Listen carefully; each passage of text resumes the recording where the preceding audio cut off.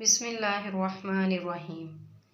दफ्तर के करीब फुटपाथ पर बैठे इस बूढ़े से आते जाते जूते पॉलिश करवाना इसका मामूल था। मगर अजीब बात जो मैं गुज़श्ता कई दिनों से नोट कर रहा था वो ये थी कि वो हर बार जूता पॉलिश करवाने के बाद इस बुज़ुर्ग से उलझता कि पॉलिश ठीक नहीं की, सो दोबारा करो।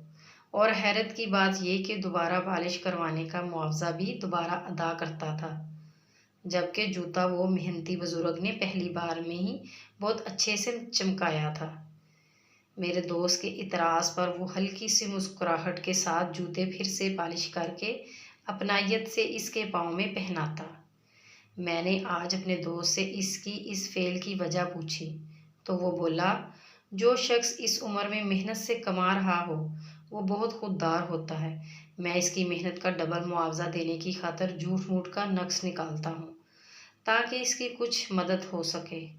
मैं अपने दोस्त की सोच से मुतासर हुए बगैर ना रह सका। आज दफ्तर से वापसी पर मैं अकेला था।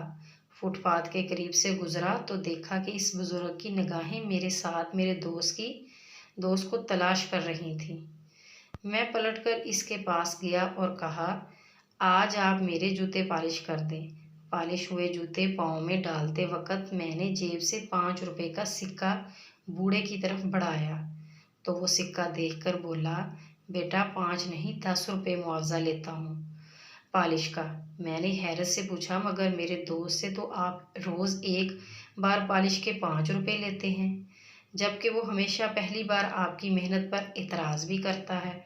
बुजुर्ग ने मुस्कुराते हुए मेरी तरफ देखा और जवाब दिया, मैं जानता हूँ तुम्हारा दोस्त पहली बार इतराज़ इसलिए करता है ताकि वो दूसरी बार जूता पॉलिश करवा के मुझे दोहरी उजरत देकर मेरी कुछ मदद कर सके, और इसीलिए मैं इसे पहली बार में आधी उजरत वसूल करता हूँ। बूढ़े का जवाब सुनकर मैंने 10 रुपए इसकी हथेली पर रखते हुए हैरत भरी मुस्कुराहट के साथ इसकी आंखों में झांका, जिनमें खुददारी की चमक के साथ साथ एहसास का रंग भी नुमाया था। मज़ीद अच्छी सी वीडियोज़ के लिए हमारे चैनल को सब्सक्राइब करें, लाइक करें और शेयर करें। शुक्रिया।